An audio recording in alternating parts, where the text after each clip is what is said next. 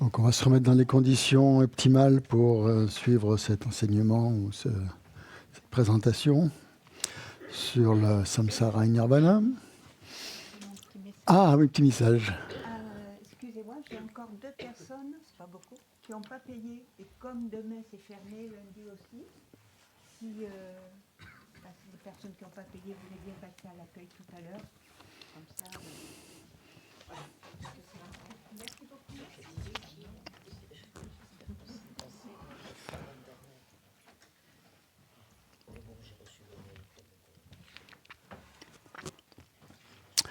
Ok, donc on prend la posture de méditation pour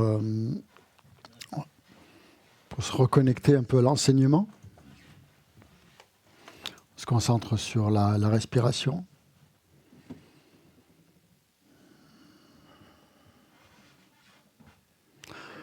Donc on laisse la respiration se faire naturellement, en étant conscient de l'inspire et de l'expire, de l'air qui rentre et qui sort.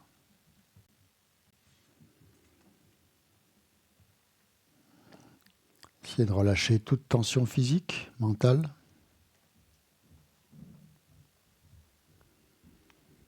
De laisser passer toute pensée perturbatrice.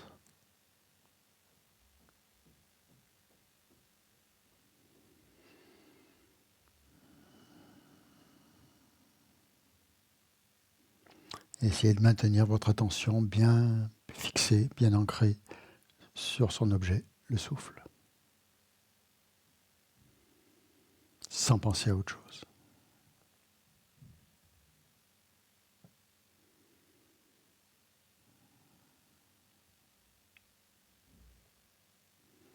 Chaque fois que vous inspirez, imaginez que vous inspirez de la lumière blanche qui entre en vous,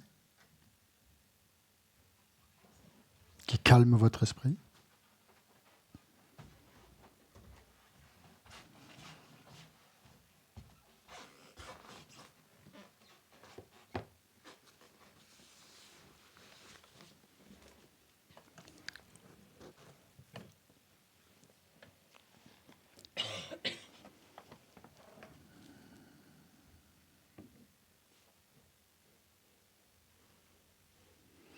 Et vous savez, pour qu'un karma soit créé, qu'il soit positif ou négatif, il faut une intention.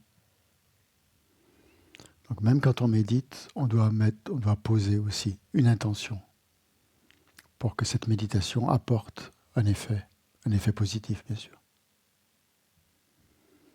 Donc l'intention, on la formule comme on peut, comme on veut, suivant ce qu'on ressent, mais il faut vraiment la formuler intérieurement, avec nos propres mots, nos propres termes.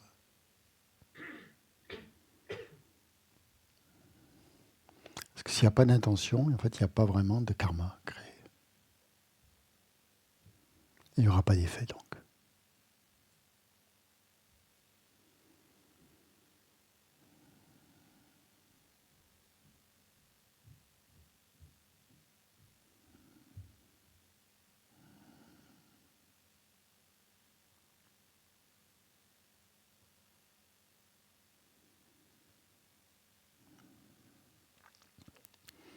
Visualisez dans l'espace en face de vous le Bouddha Shakyamuni entouré par une infinité de Bouddhas et de Bodhisattvas. Pensez qu'ils sont vos maîtres spirituels qui vous guident et que les enseignements, en fait, viennent d'eux, pas de moi.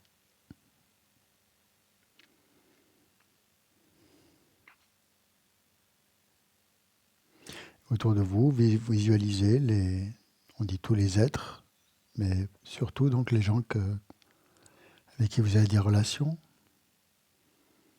sur lesquels vous pouvez mettre un visage, un nom, une identité.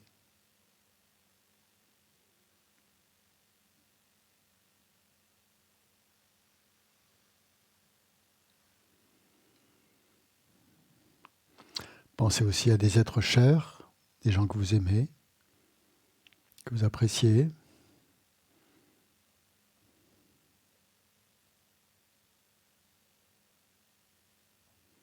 Mais aussi des gens avec qui vous avez plus de difficultés.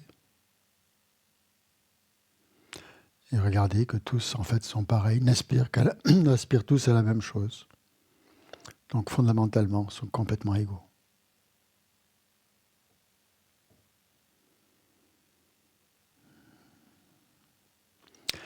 Visualisez les rayons de lumière donc, qui entrent, qui émanent de tous les êtres saints que l'on a visualisés, les maîtres, et qui rentrent en tous les êtres qui sont autour de nous.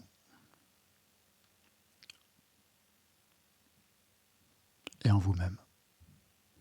Pensez que cette lumière qui rentre en vous purifie tous les actes négatifs, tous les voiles, toutes les résistances.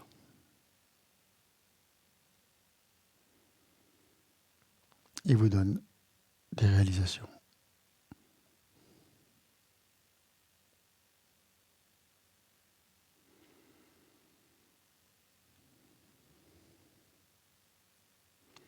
Et mentalement, adressez-vous, en vous adressant donc au Bouddha et au Bodhisattva, demandez-leur de vous aider à réaliser les points essentiels des méditations du Lamrim pour pouvoir être capable de vraiment et parfaitement aider les autres.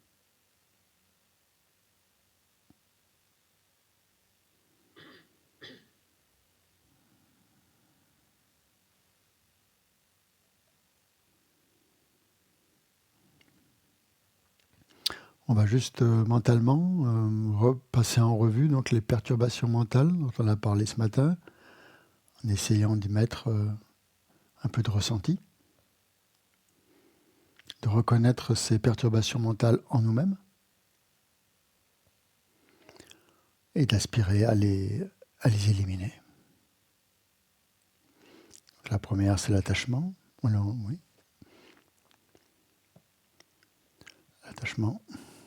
Comment on le vit, cet attachement ?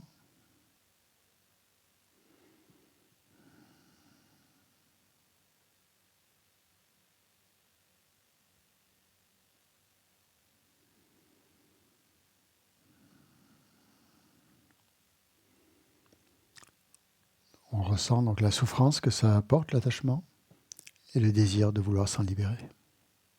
Mais vraiment, sincèrement et profondément.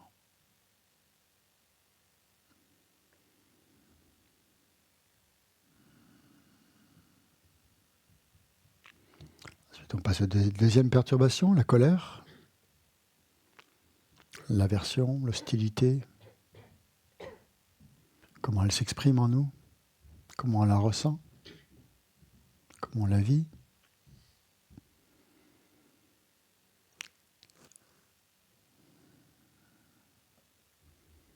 La souffrance qu'elle apporte pour nous, pour les autres.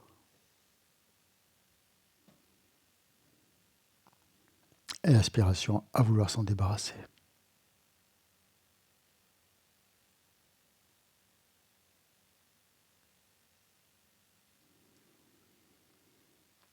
Ensuite, l'ignorance,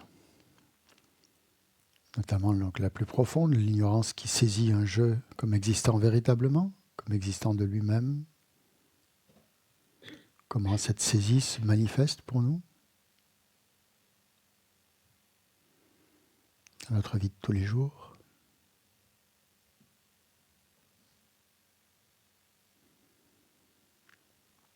Qu'est-ce qu'elle amène comme souffrance, comme perturbation ?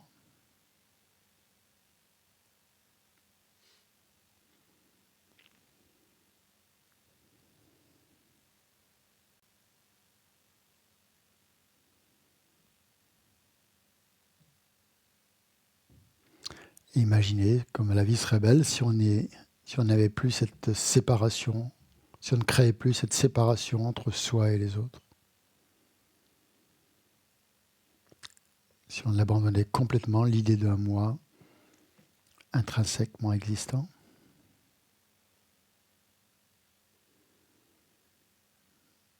D'un moi personnel.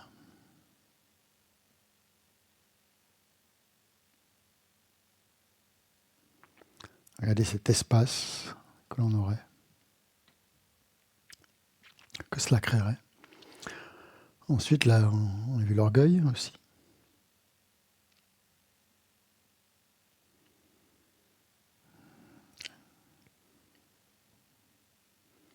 Comment il s'exprime en nous, l'orgueil? Comment il se manifeste? À quel moment? Par rapport à quoi?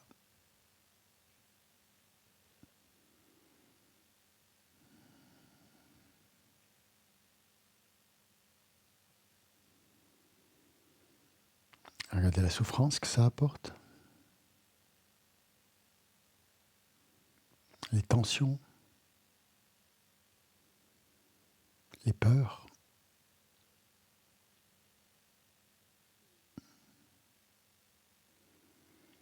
Et comme ça serait bien si on en était complètement débarrassé.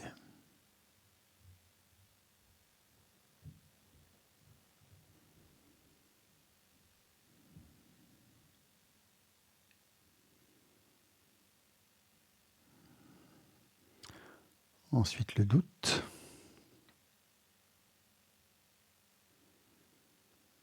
Regardez comment les doutes, en fait, liés aux perturbations mentales, nous entravent, nous empêchent vraiment d'aller de l'avant, de progresser sur la voie.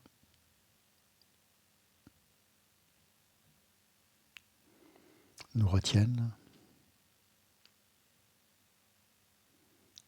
nous rendent confus, incertains.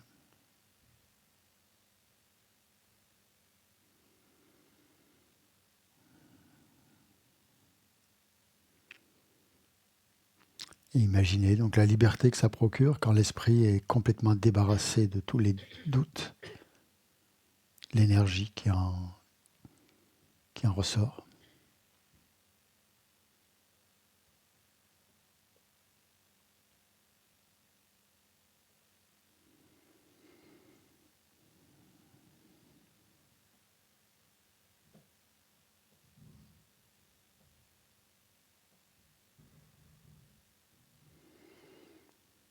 Et le dernier, donc, c'est les vues fausses, les vues erronées, notamment donc celles qui adhèrent à l'existence du moi et du mien,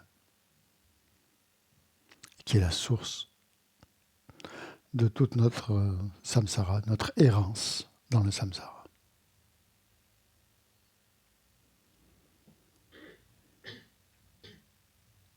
Et de toutes nos souffrances.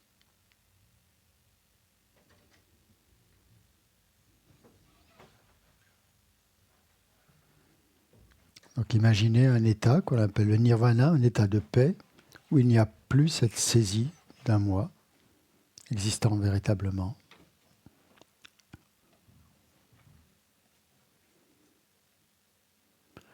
Un état de libération totale par rapport aux perturbations mentales, par rapport au karma. Un état de paix incroyable, infini.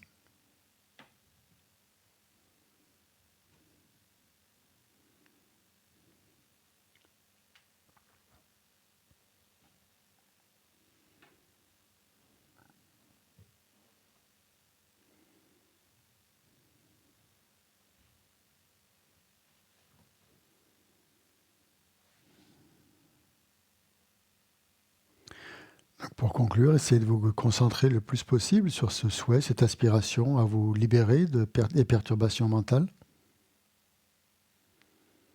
en voyant leurs méfaits, en voyant quelles sont les causes de notre errance continuelle et de notre souffrance dans le samsara. Essayez de maintenir votre esprit en un seul point sur cette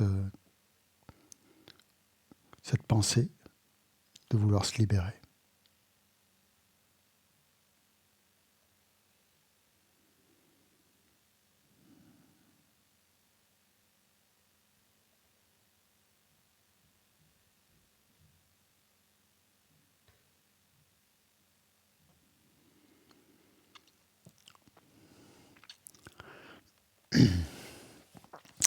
Bien, donc nous allons reprendre là où on s'en était arrêté, c'est-à-dire on regardait les...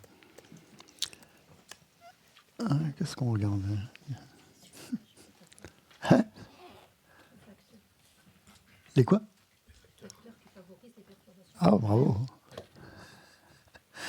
Les facteurs qui favorisent les perturbations mentales, oui, c'est ça. On en a vu quelques-uns, hein, je pense.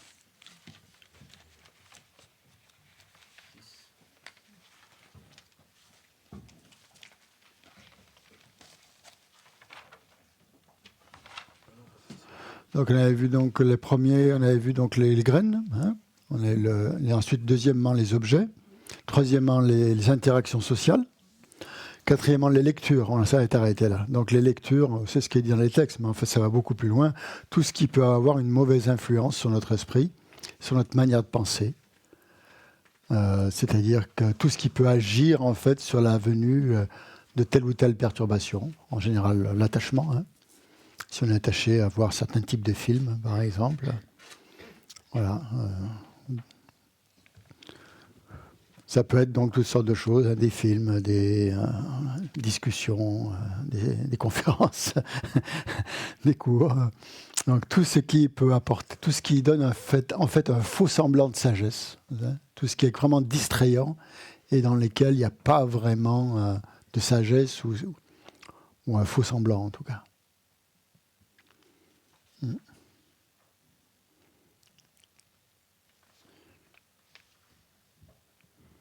Donc là, il faut être très très vigilant, hein. Essayer de voir justement. Mais ouais, parfois, on est tellement attaché qu'on a l'impression que ça nous fait du bien, que ça nous détend et qu'on a besoin de ça pour se détendre, quoi. Et c'est vrai, quoi. Parfois, on a besoin de se détendre, de regarder un bon film ou un match de foot ou j'en sais rien, moi. Il y a autre chose. Manger du chocolat. Bref. Il faut voir l'effet que ça a sur, honnêtement, ce que ça a. Bon, après, c'est ça.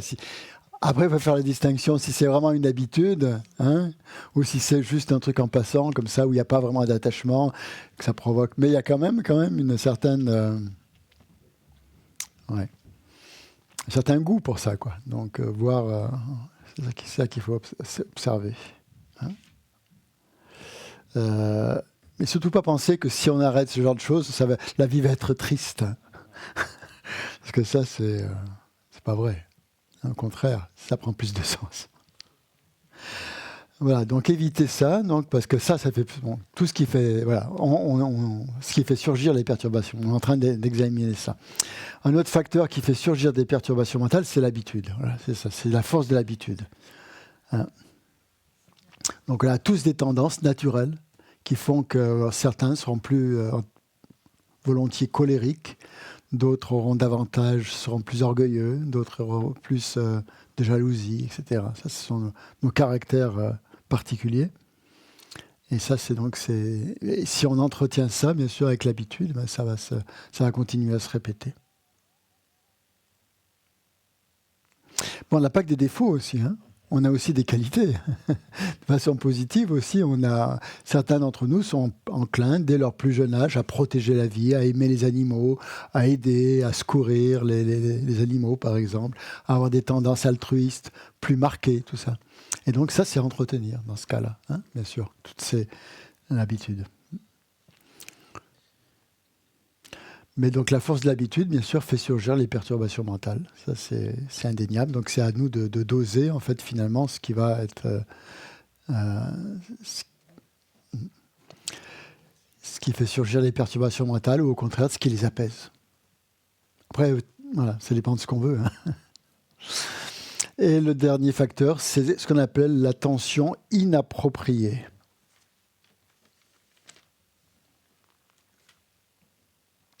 Alors là, il y a une citation de Nagarjuna qui est intéressante, qui est dans les stances fondamentales de la voie médiane. Il dit « La libération, hein, c'est-à-dire le nirvana, c'est la fin du karma et des émotions négatives, hein, c'est-à-dire des perturbations mentales. Et les actes, donc le karma et les émotions négatives, les perturbations mentales, viennent des pensées. Hein. Ça, c'est important, de voir que ça vient des pensées, en fait. Ce sont nos pensées qui sont à l'origine, souvent, de ça. Et nos pensées, d'où elles viennent? Elles viennent de ce que Nagarjuna appelle les proliférations conceptuelles. Hein, c'est-à-dire tout ce qui exagère, en fait, la qualité de certaines choses, comme on l'a dit par rapport à l'attachement et par rapport à la colère. Toutes ces proliférations, ce qu'il appelle les proliférations conceptuelles, c'est-à-dire qu'on a tout le temps des concepts et des concepts qui mettent en route voilà, nos goûts pour certaines choses, hein, et qui exagèrent souvent, des fabrications mentales en fait. Hein. Des proliférations conceptuelles, c'est des fabrications mentales qui font que voilà, on a envie de faire ceci, on n'a pas envie de faire cela, etc. Et, voilà. Et donc en fait, la dernière phrase dit « Mais ces dernières, c'est-à-dire les proliférations conceptuelles, elles seront arrêtées grâce à la vacuité. » Par la vacuité. Donc il montre bien dans cette strophe comment ça fonctionne. Hein. Il dit que en fait, l'extinction des karmas et des perturbations mentales, ça va venir ça avec la libération. Mais que les perturbations mentales, elles viennent de nos pensées, c'est-à-dire de nos pensées viennent des projections, c'est-à-dire de toutes les idées que l'on se fait, de toutes ces élaborations mentales qui fait que l'on adhère constamment à un soi, qu'on essaye toujours de donner du bonheur à ce soi. C'est ce qu'on appelle la saisie du soi. Et cette saisie du soi, comment est-ce qu'on va l'arrêter ? Eh bien, par la sagesse qui réalise la vacuité. Voilà. Donc, c'est ça la clé, en fait, du nirvana, en fait, hein, qui va amener la libération. C'est cette sagesse qui réalise la vacuité, parce que là, ça va arrêter toutes les proliférations discursives, toutes les élaborations mentales. Donc, si ces élaborations mentales, elles cessent, ben, il n'y aura plus de pensées qui alimenteront les perturbations, et donc il n'y aura plus de karma. Donc, ce qu'on entend par attention inappropriée, qu'est-ce que ça veut dire, attention inappropriée ? L'attention appropriée, c'est de se concentrer sur un objet juste. Et l'attention inappropriée, c'est de se concentrer sur des objets qui n'amènent que des perturbations mentales. Au lieu de se concentrer son esprit sur des choses qui sont, entre guillemets, vertueuses et qui vont ramener du bonheur, par erreur, en fait, on se concentre sur des choses qui sont qui amènent de la souffrance. La question, c'est attention, c'est pas l'attention. Attention, oui, c'est L'. Ouais. A2T. C'est ça, L''A2T. Là, on pose notre attention, en fait. Notre attention, elle est souvent dirigée, en fait, à rebours, enfin, sur des choses qui nous amènent plus vers la souffrance que vers le bonheur.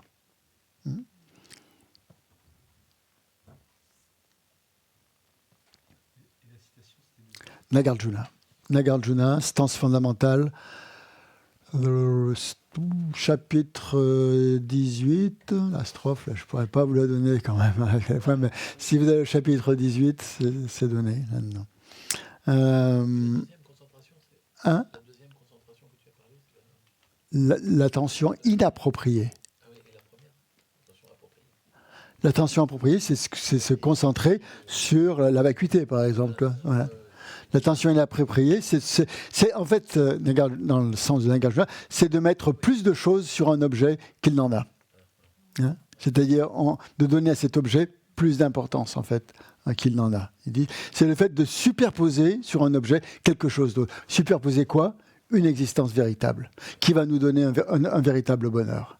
Hein, c'est ça la prolifération mentale, il entend. Hein. Donc la chose que l'on superpose sur les objets, justement, c'est ça. C'est de penser qu'ils existent de la manière dont ils nous apparaissent. Okay ? Et cette manière dont ils nous apparaissent, pour nous, c'est une vérité. Voilà. Donc ce qu'on fait, les choses nous apparaissent comme existant en soi, donc c'est ça qu'on superpose sur l'objet. L'objet n'existe pas en soi, mais par ignorance, automatiquement, on superpose sur l'objet une existence en soi. Et c'est ça qu'il faut décoller, en fait. La sagesse qui réalise la vacuité, elle permet de faire ce décollage, ce décollement, en fait, de séparer en fait l'objet lui-même de ce que notre conscience lui apporte, superpose par-dessus. Hein, ça fait un peu bizarre, mais bon. C'est-à-dire l'existence en soi. L'existence en soi, c'est une superposition de l'esprit. La Mazopa dit c'est une totale hallucination. Il dit le mot. On perçoit un objet en étant complètement halluciné par cet objet que l'on prend pour une réalité en soi, à qui l'on superpose une existence en soi. Voilà. Donc on va superposer une existence en soi là où en fait il n'y en a pas. hein. Et on va croire que l'objet existe de la façon dont il nous apparaît. Et tout le problème est là. La Mayéché dit, c'est pas compliqué, hein, le bouddhisme. C'est pas compliqué, la vacuité. Oh, il y a ces écoles philosophiques, il y en a plein, tout ça. Vous allez voir quand vous allez étudier le Péba. La seule chose à laquelle vous pensez, c'est que les objets n'existent pas tels qu'ils vous apparaissent. Moi, ça a été un déclencheur pour moi, cette phrase. La première fois qu'il a dit, bon, c'était la Mayéché qui l'exprimait, hein, c'était pas moi. Hein. Donc il y avait une force quand même, la force de la réalisation, comme on dit, que je n'ai pas. Mais la première fois que j'ai entendu ça de la Mayéché, c'était pour moi, c'était une révélation, parce que c'est ça. Il n'y a pas besoin d'explication en long et en large, en fait. Hein. Si vous arrivez à voir que les objets n'existent pas tels qu'ils vous apparaissent, eh bien, c'est gagné. En fait, c'est votre esprit qui superpose sur ces objets une existence véritable qui n'y est pas et qui vous fait croire que l'objet existe tel qu'il vous apparaît. Et ça vient d'où ? Ça vient des empreintes de l'ignorance, hein, qui font que lorsqu'on est en contact avec un objet, cet objet va nous apparaître comme intrinsèquement désagréable, ou au contraire, intrinsèquement agréable. Voilà. Sans voir que l'esprit projette en fait toute cette notion, ce caractère agréable ou désagréable. On a l'impression que tout vient de l'objet, en fait. Et voilà, donc c'est ça, cette attention, ce qu'on appelle l'attention inappropriée, c'est ça qui va majorer, en fait, les défauts ou les qualités que l'objet n'a pas. Voilà, tout ça, c'est vraiment ce point-là. Et ça va bien sûr favoriser toutes les perturbations mentales. Hein.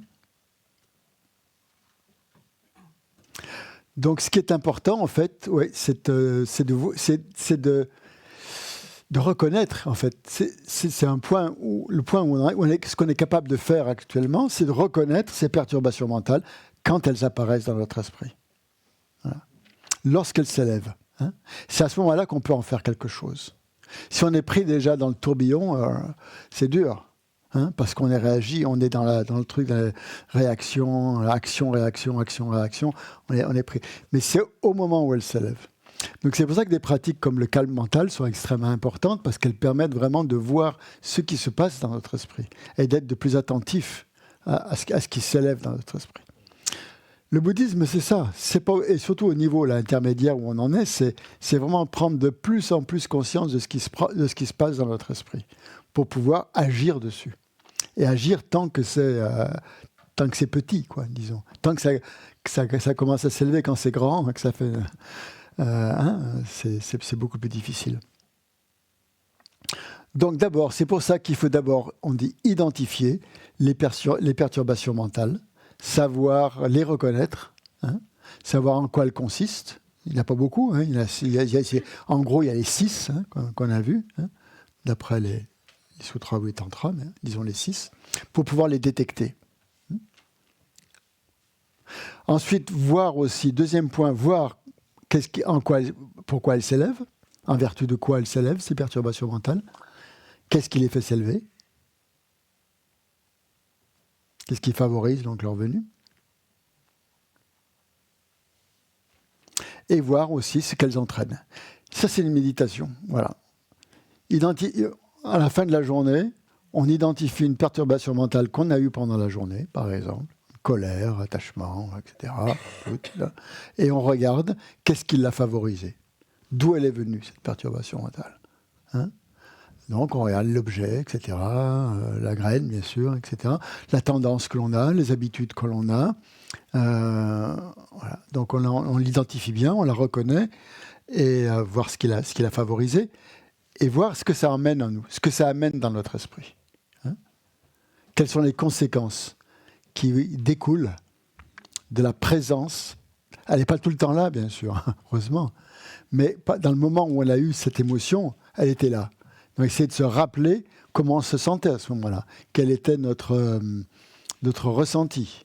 Donc ça, c'est une méditation. Et petit à petit, comme ça, les perturbations mentales vont être de plus en plus reconnues et donc perdre de leur force. Hein ? Si on ne fait pas ce travail, elles ne perdront jamais de leur force. On va toujours être le jouet un peu des perturbations mentales. Elles vont faire ce qu'elles veulent de nous. Et comme dit Shantideva, hein, elles ont toujours fait ça, et ça va continuer. Et donc là, maintenant, c'est terminé. On dit non, maintenant, c'est moi qui prends le contrôle. Voilà. Et, pardon, il y avait une question? Non? Ouais. Tu voulais dire quelque chose? Le micro est là, mais si tu peux bien le faire passer. Merci. On va voir ensuite donc, les inconvénients des perturbations mentales. Ça va être le point suivant. Voir vraiment, pour pouvoir se débarrasser de quelque chose, il faut en voir les inconvénients. Si on n'en voit pas les inconvénients, on ne les élimine pas. Juste, c'était une question sur la vacuité. Si on a un moment où on arrive à identifier ce que notre esprit projette sur un objet, l'esprit il a tendance à remplacer le vide par quelque chose. Enfin, là, l'idée, c'est quoi? C'est de concentrer sur l'absence, en fait. Quelle absence? Comment? Je ne sais pas, j'arrive pas à l'exprimer de façon claire. Quand on arrive à percevoir effectivement ce que notre esprit ce qu'on projette sur un objet, oui. On se concentre sur quoi? Sur l'absence, en fait. C'est-à-dire que dès lors qu'on a identifié ça, quelque part, ça perd de son emprise, ça perd de son existence. Donc derrière, il y a du vide. Donc on essaie de rester dans cette sensation de vide, de se concentrer sur ça. D'absence, d'existence intrinsèque de ce qu'on mettait sur l'objet. Oui. L'absence, oui. On se concentre sur l'absence. C'est ça, ouais, exactement. Ouais, c'est ça. Donc, quels sont les inconvénients? Donc, c'est le point suivant. Donc, bien reconnaître quels sont les inconvénients des perturbations mentales. Alors là, je vous laisse la parole. Qu'elles reviennent tout le temps. Si on les laisse faire, elles reviennent tout le temps. Ok. Elles créent du karma, des karmas négatifs. Karma négatif, pas du karma positif. Hein. Enfin bon, on va voir. On peut... Sinon, on ne s'en sortirait pas. Hein. Comme on a tout le temps des perturbations mentales, dans le samsara, en fait, on a dit, hein, tout était contaminé. Hein. Donc même les actions vertueuses, elles sont contaminées. Forcément. Hein. Forcément. Qu'est-ce qui va faire la différence entre un karma contaminé et un karma non contaminé? Intention. Un karma, même avec l'intention, même si tu as l'intention de faire une action positive, s'il y a une perturbation mentale, elle sera contaminée. S'il y a une vue de la vacuité, ce sera un karma non contaminé. Ouais, ça sera associé. Si en ayant la perception de la vacuité, vous créez des actions positives, ce karma il sera non contaminé. Mais pour nous, ce n'est pas possible. Tant qu'on n'a pas réalisé la vacuité. Hein? Donc, toutes nos actions vertueuses, en fait, elles sont quand même contaminées. Par quoi elles sont contaminées? Par quoi? Par l'ignorance, voilà, simple et c'est clair. Le contraire de l'ignorance, c'est quoi? C'est la vue de la vacuité. C'est la sagesse qui réalise la vacuité. Donc c'est soit l'un, soit l'autre. Hein? Si c'est l'ignorance qui est à la base, c'est une action, c'est un karma contaminé. Ça ne veut pas dire qu'il n'est pas vertueux. Hein? Ok? Vous voyez la différence. Hein? Le karma peut être vertueux, mais vertueux contaminé. Oui. Hein? Il peut être vertueux non contaminé. Si à ce moment-là, vous avez réalisé la vacuité et en ayant fort de votre réalisation de la vacuité, vous faites plein d'actions vertueuses, alors là, elles seront non contaminées. Mais tant qu'il y a l'ignorance, ça sera forcément contaminé. Mais il ne faut pas se décourager. Puisqu'on a pris des agrégats contaminés, donc forcément, elles vont être comme... Hein, c'est comme ça. Alors, ok, donc on disait donc les facteurs perturbateurs se multiplient. Qu'est-ce qu'on avait dit encore? Les inconvénients. On voit les inconvénients des perturbations mentales. Les futurs, c'est ça. On va encore créer du karma qui vont nous faire tourner dans les vies futures. Ouais. Dans les vies futures du samsara, donc de souffrance, forcément.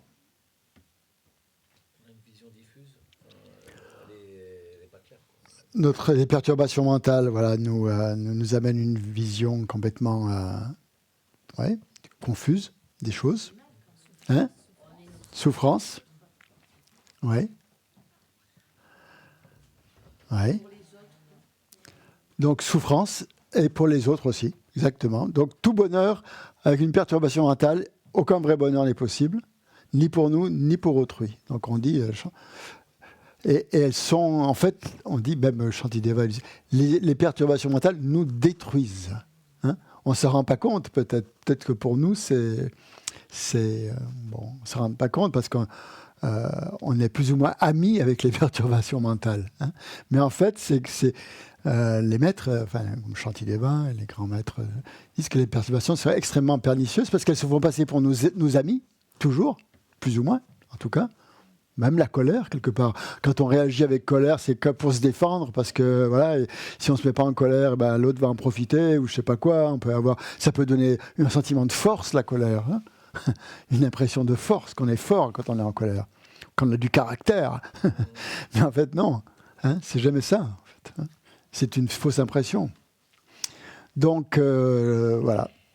Quand on pense à ça, que les perturbations sont notre pire ennemi. On ne peut pas avoir d'ennemi pire que les perturbations mentales.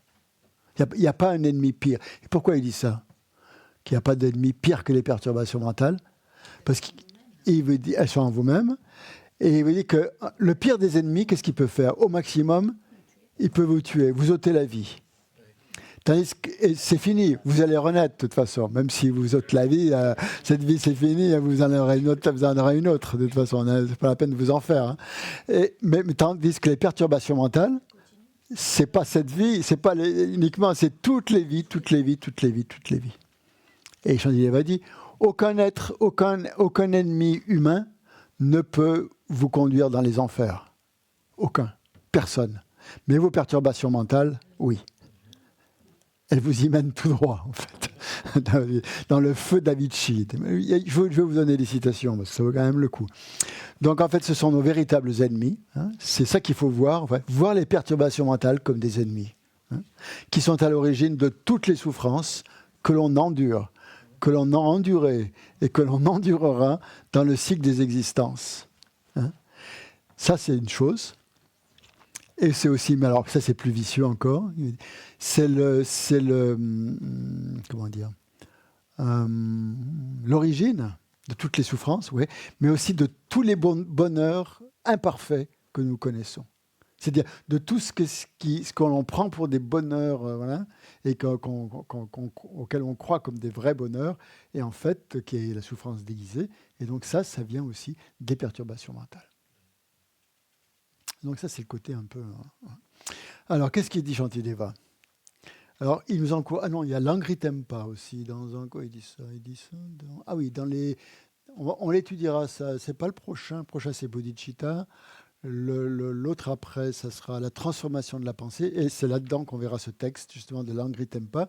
Et il y a une strophe qu'on étudiera qui dit « Vigilant, dès qu'une émotion perturbatrice s'élève dans mon esprit, mettant en danger moi-même et les autres et moi-même, je l'affronterai directement et la détournerai sans tarder. » Donc ça, c'est ce qui est demandé de faire. Shantideva.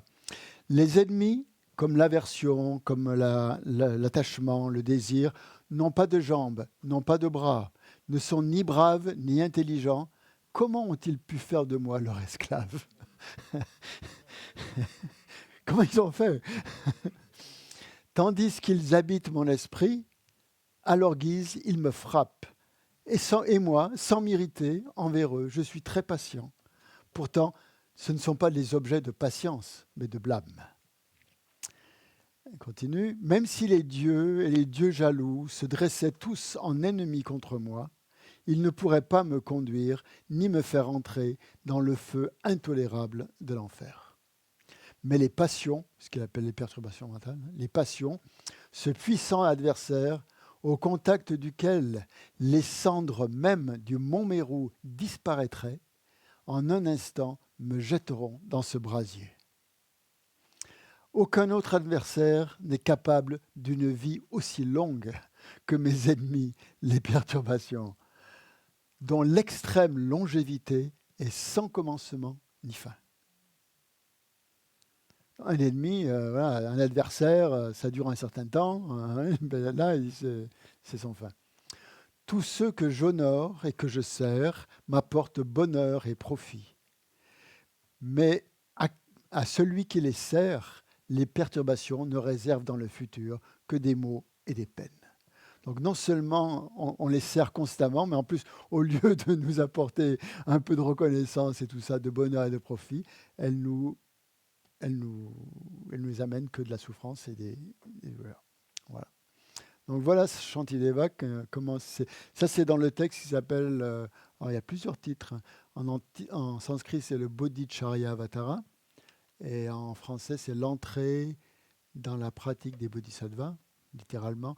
Ça a été traduit, vous le trouverez aux éditions Padmakara, sous le titre La marche vers l'éveil. La marche vers l'éveil. Et voilà, c'est un très beau texte. Quand vous étudierez ça dans le PEBA. On l'a étudié, là, on vient de le terminer avec Geshe Loden. On y a passé presque 2 ans, là peut-être 3, je ne sais pas combien. Le temps avec Geshe Loden n'existe plus. Bref. Ok. Donc, qu'est-ce qu'on a? Ouais, on a vu donc les inconvénients des perturbations mentales. Maintenant, il faut voir les antidotes. Ah oui, c'est ça le plus important quand même. C'est logique. Si on veut s'en sortir. Moi, j'ai Un flou. karma non contaminé. Je croyais que le karma était contaminé. C'est quoi le karma non contaminé? Qu'est-ce qu'est la différence entre le karma contaminé et non contaminé? Un karma contaminé, il est dicté par l'ignorance. Un karma non contaminé, il est dicté par la sagesse qui réalise la vacuité.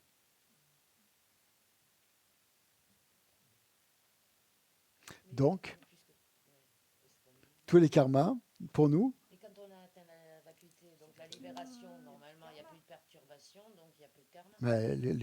on crée que des actions vertueuses, oui, mais on peut encore créer du karma, mais karma, ça veut dire acte, en fait. Hein. Ça ne veut pas dire négatif. Hein. C'est des actes qui sont non contaminés. Toutes les actions vertueuses sont non contaminées. Oui. Réfléchissez, oui. Nous, toutes nos actions positives, bon, je ne parle pas des actions négatives, hein, bien sûr, évidemment, mais les actions négatives, les actions positives, pardon, même si elles ne sont pas dictées par une perturbation mentale, elles sont quand même dictées par une perturbation mentale qui est l'ignorance. Et peut-être l'attachement. Hein. On peut faire aussi des actions vertueuses par attachement, je ne sais pas. Hein. Mais par ignorance. Parce qu'il y a quand même un jeu, il y a quand même une saisie du jeu, du moi qui fait cette action. Quand vous avez éliminé ça, ben, il n'y a plus ça. Justement. Il n'est plus contaminé par la saisie d'un soi. C'est ça que ça veut dire. Donc, ce n'est pas un karma au sens d'un karma négatif qui va vous faire renaître dans des mondes inférieurs, bien sûr. Hein. C'est un acte. Quand karma, c'est un acte, un karma. Alors, les antidotes.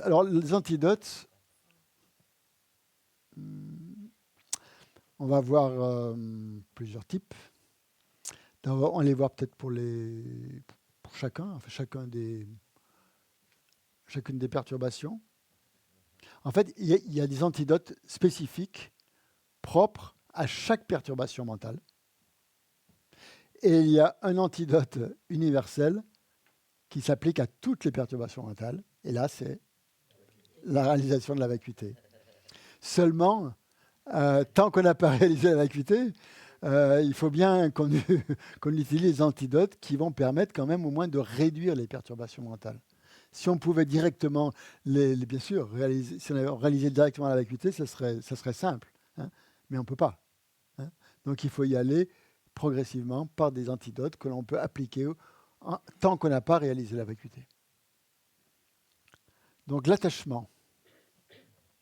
Donc l'attachement, c'est quelque chose qui exagère les qualités d'un objet que l'on trouve extrêmement désirable et attirant. Eh bien, il faut faire le contraire. L'antidote, ça veut dire le contraire. C'est voir que cet objet qui nous apparaît si attirant et désirable, en fait, eh ben, il n'est pas si attirant et désirable que ça, mais on va se concentrer sur ses aspects repoussants, déplaisants. tous les aspects en fait, voilà, qui suscitent notre attachement, on va regarder leur nature, s'ils sont vraiment si plaisants que ça, si agréables. Et là, on va voir justement que c'est notre esprit qui exagère, qui superpose sur l'objet des qualités qu'il n'a pas. Et donc, il y aura, on va voir une absence à ce moment-là, si tu veux,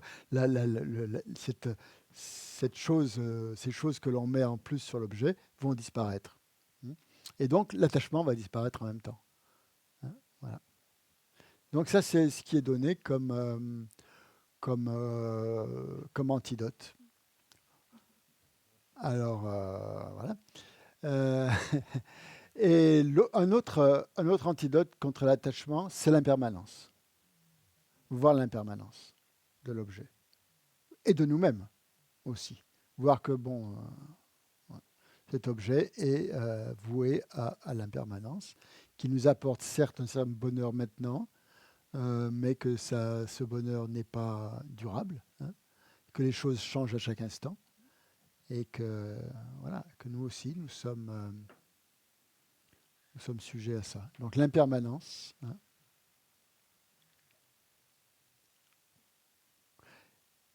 Donc lorsqu'on reconnaît un peu la nature impermanente des objets, de nos désirs, automatiquement, on va être beaucoup moins attiré par ces objets. C'est quoi les aspects déplaisants d'une bonne part de pizza Le cholestérol.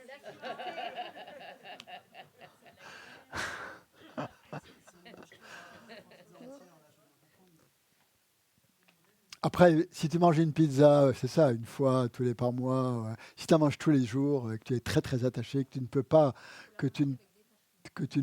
t'en passer, qu'il te la faut absolument, c'est ça l'attachement. C'est pas le fait de l'apprécier, une fois de temps en temps, voilà, ça, il n'y a pas de problème. Mais s'il te la faut absolument pour être heureux, c'est ça le truc.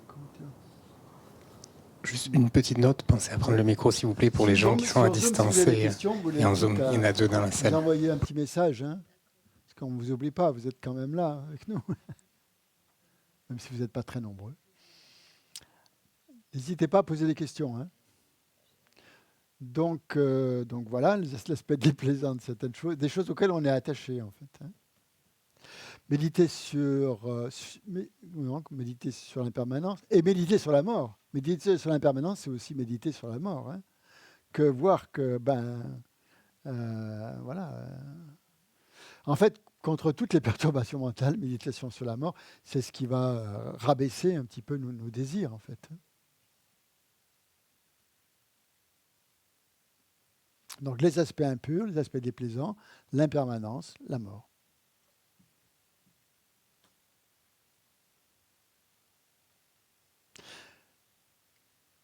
Mais ce n'est pas des méditations qu'on a vraiment envie de faire, ça. Je ne sais pas pourquoi, mais on n'a pas trop envie de faire ces méditations. Si vous êtes attaché à quelqu'un et que vous arrivez à voir que toutes ces parties, ces organes, tout ça, de son partenaire, c'est repoussant. On n'a pas trop envie de ça. Mais malheureusement, c'est comme ça qu'il faut procéder. Ça calme quand même un peu, comme on dit.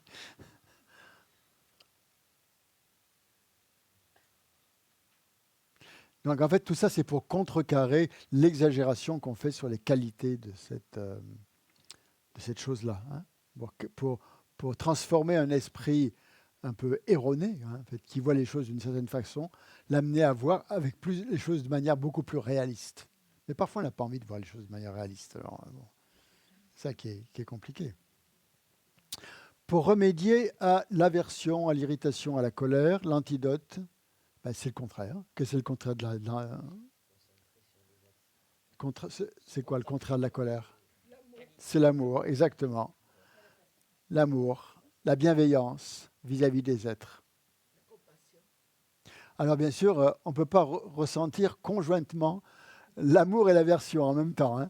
Il faut choisir. Lorsqu'on est dans l'aversion, il n'y a pas d'amour, forcément. D'accord ?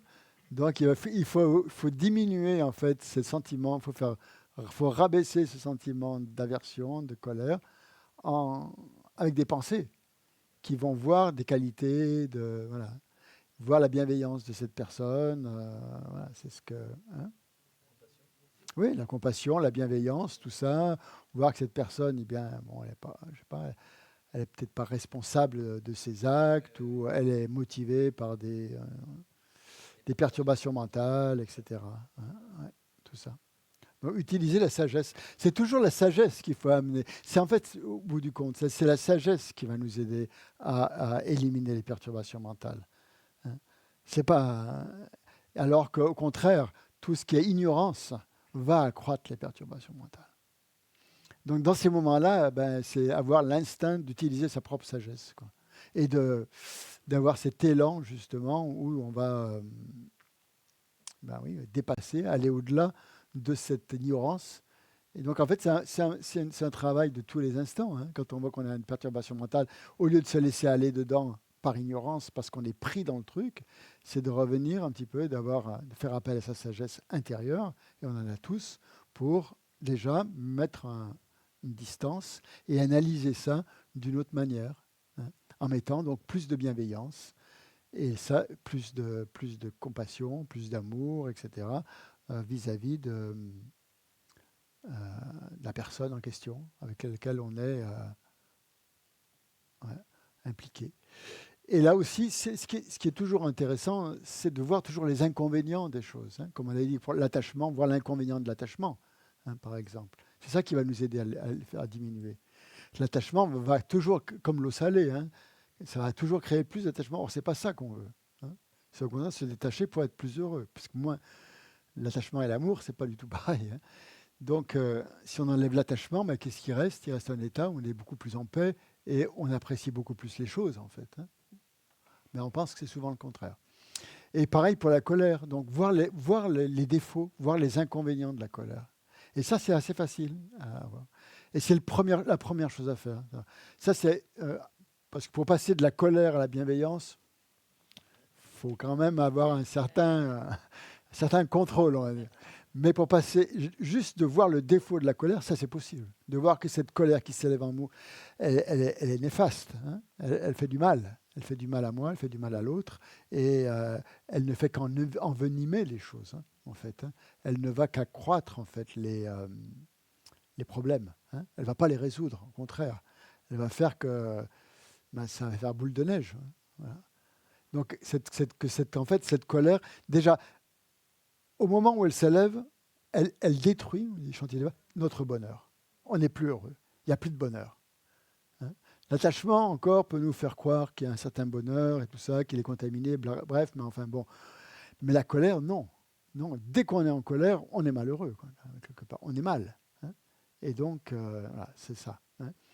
Et donc, voir déjà l'effet de la colère, ce que ça nous procure dans cette vie. C'est-à-dire un état d'esprit qui est fermé, qui est brûlant, on va dire, hein, qui est chaud, qui est chaud bouillant, qui n'arrive pas à se contrôler et puis qui va se faire dépasser par cet état où il va être consumé, on dit, par les flammes de la colère. Hein, c'est souvent représenté comme ça. Hein. Donc et ça va donner lieu, si on laisse faire la colère, eh ben, elle va amener des paroles désagréables, des paroles néfastes, des paroles méchantes et des actes désagréables. Donc c'est vraiment quelque chose qu'il faut stopper dans l'esprit pour éviter que ça dégénère. Et donc que la colère va avoir aussi... Donc dans cette vie déjà, on peut voir que c'est néfaste parce qu'après, cette personne va devenir notre ennemi, on ne va plus oser la regarder, l'approcher, on n'aura plus envie de parler avec. Enfin, il va y avoir plein de problèmes déjà dans cette vie. Ça va nous bloquer, ça va être très... Mais dans les vies suivantes aussi. Hein. On dit qu'il n'y a pas pire, en fait, comme pour détruire nos mérites que la colère. Un instant, je dis dans plein de textes, un instant de colère détruit des éons de mérite accumulés pendant des vies et des vies. Un instant de colère pour un bodhisattva. Quelqu'un qui... Pourquoi pour un bodhisattva? Parce qu'un bodhisattva développe l'amour, développe la compassion. Donc s'il a un instant de colère, ça va complètement à l'encontre de ce qu'il est en train de pratiquer. Hein. De ce qu'il a pu pratiquer pendant des années et des années. On essaie quand même d'avancer sur la voie vers l'éveil, c'est développer l'amour, c'est développer la compassion. Et donc la colère va être le pire des ennemis dans ce sens-là, et donc pour les vies futures, voilà, donc ça détruit le karma, toute forme de karma vertueux, toute forme de bonheur dans les vies futures. Ça accroît tout ce potentiel négatif qui est en nous. Et la pratique du dharma, elle s'en trouve affaiblie aussi, complètement. Donc même la pratique du dharma, elle est très très affaiblie par la colère. Donc ça, c'est quelque chose qu'il faut penser. Et le contraire de la colère, donc c'est la bienveillance, mais c'est aussi la patience. Hein. Donc ça, c'est l'antidote à la colère. Patience, alors attention à ce mot patience, ça ne veut pas dire réprimer. Hein. La patience dans le bouddhisme, ce n'est pas un état où on est comme ça. On est mal parce qu'on a envie d'éclater, on a envie de... Mais on se retient tant qu'on peut. Ça, c'est pas la patience. Et ça, c'est mauvais, parce que c'est un état où on est vraiment mal. Et voilà. C'est pour ça qu'il y a des psychologues qui disent non, il faut laisser sortir la colère, comme ça, ça détend. On se sent mieux après. Mais c'est faux. Oui, c'est pas une attitude, parce que la colère, si on fait ça, ça continue à s'accumuler. Hein. On développe cette tendance à avoir de plus en plus de colère. En plus, sur l'autre personne, c'est pas très agréable non plus. Donc la patience, donc, c'est un état en fait où c'est plus une tolérance en fait, je trouve, que patience. La patience, je suis patient, mais j'ai pas envie d'être patient. Je le fais parce que je suis bouddhiste. Il faut être patient, mais ça m'énerve. Ouais, le truc. Donc c'est pas ça. La patience, justement, c'est une acceptation, c'est un état d'ouverture totale où vous acceptez la souffrance, vous voyez la souffrance de l'autre et vous n'allez pas vous mettre en colère, parce que quand vous voyez que la colère, ça va accroître aussi sa colère à lui et ça va monter en crescendo. Voyant aussi que vous-même, vous êtes responsable quand même quelque part. Si vous êtes dans cette situation, vous n'êtes pas la brebis blanche qui est pure et tout. C'est que si vous êtes impliqué dans cette situation, il y a une part de responsabilité aussi. Donc là aussi, sagesse de voir qu'on est un peu responsable aussi. Voilà. Et de penser que justement, en acceptant cette situation, ça va abaisser les choses. Les choses vont se réduire, hein, vont diminuer. Et la personne va pouvoir retrouver son calme, et après, peut-être qu'on pourra discuter. Hein. Voilà. Et ça va avoir des effets extrêmement positifs dans cette vie et dans les vies futures. Cette attitude de... Voilà. Cette attitude. Voilà, donc pour remédier donc à la colère, utiliser la patience, la bienveillance, la sagesse, et essayer de voir que c'est... c'est une forme d'acceptation, oui, effectivement. C'est plus ça, l'acceptation. Ouais.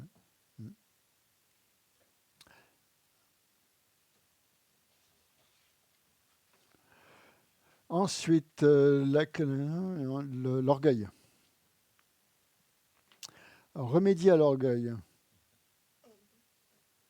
Il faut être humble, oui. Mais attention, ça peut être une forme d'orgueil aussi, l'humilité. Je suis très humble. C'est ma force. Donc, remédier à l'orgueil, en fait, le texte, c'est bouddhiste. Pour remédier à l'orgueil, il faut penser à tous les domaines, en fait, où l'on est complètement ignorant. Parce que l'orgueil gonfle une qualité, une toute petite qualité que l'on a dans un tout petit domaine, peut-être, mais il y a une infinité de domaines, d'objets de connaissance, comme disent les textes, de domaines de connaissance, dans lesquels on est complètement ignorant. Complètement ignorant. Et ça, c'est une manière si on pense à ça, justement, que bon, on a peut-être certaines compétences dans un certain domaine, mais il y a plein de domaines dans lesquels on est complètement ignorant. Ça va faire redescendre un petit peu cet orgueil.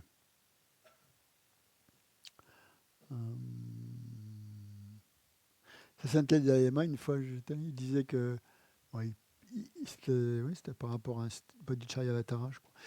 Il parlait de l'orgueil et il disait, moi, quand je ressens une pointe d'orgueil, Je pense qu'il plaisantait pour nous.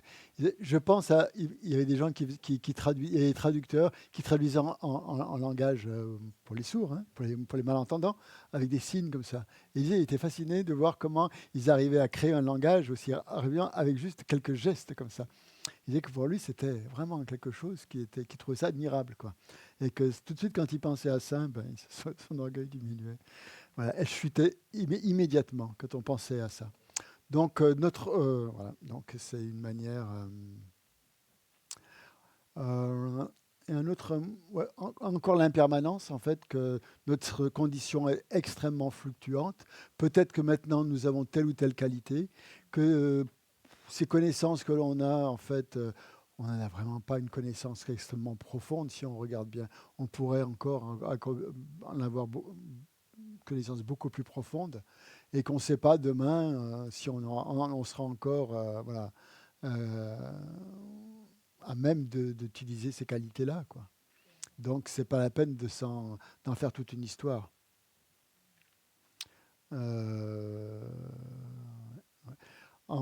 Voilà. En plus, pensez aussi que, en fait, on connaît très très peu de choses et que seul un Bouddha finalement a une connaissance totale des choses. Donc, y a pas la peine, on ne peut pas, nous, à notre niveau, penser qu'on est un super-héros parce que voilà, on a une connaissance dans un domaine, mais par rapport à un Bouddha, cette connaissance, elle est complètement infime, quoi. Hein. Et on peut penser aussi à des gens qui sont beaucoup plus compétents que nous dans tel ou tel domaine, quoi. Hein. Dans la physique quantique, tout ce qu'on veut. Voilà. Qui sont capables donc de développer des théories. Une forme d'orgueil aussi, c'est de se considérer comme le pire, comme complètement nul, comme complètement, on ne voit rien, on est complètement... voilà. Ça, c'est une forme d'orgueil aussi. Ce n'est pas de l'humilité, ça. Parce que ça, en fait, c'est souvent une forme d'orgueil qui voudrait que l'on... on est très, très déçu de ne pas avoir telle ou telle qualité.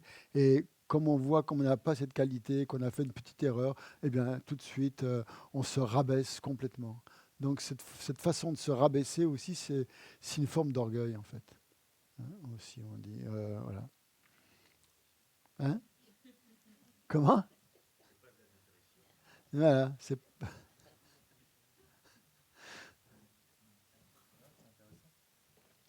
Vas-y. Prenez le micro.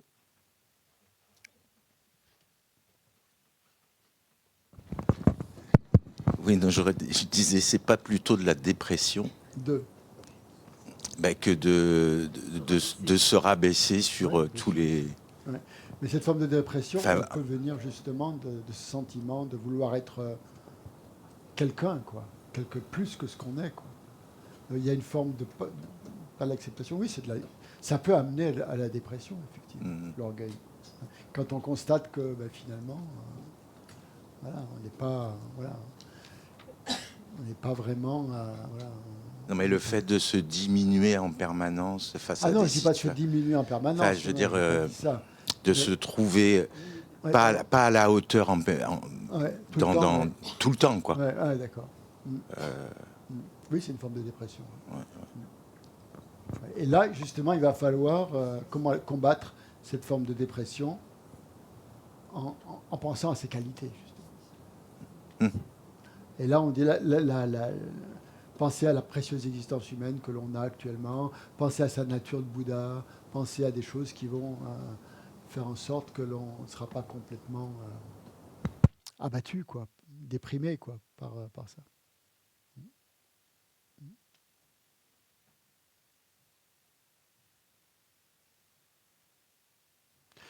Le problème de l'orgueil, c'est que... Oui. L'orgueil, on pouvait la combattre en se réjouissant des qualités des autres. Ça, c'est la jalousie, plutôt. C'est plutôt la jalousie, mais ça va un petit peu avec, effectivement. C'est la jalousie. Pour combattre la jalousie, c'est vrai, c'est de se réjouir des qualités des autres. Parce que la jalousie, c'est ça, c'est le contraire, ça veut dire qu'on ne supporte pas les qualités de quelqu'un. On aimerait les avoir, on ne les a pas, et ça nous déprime de ne pas les avoir. Et donc l'antidote, oui, c'est ça, c'est de se réjouir des qualités que l'on peut voir chez l'autre personne. Donc c'est la réjouissance, effectivement, contre... Oui. Oui.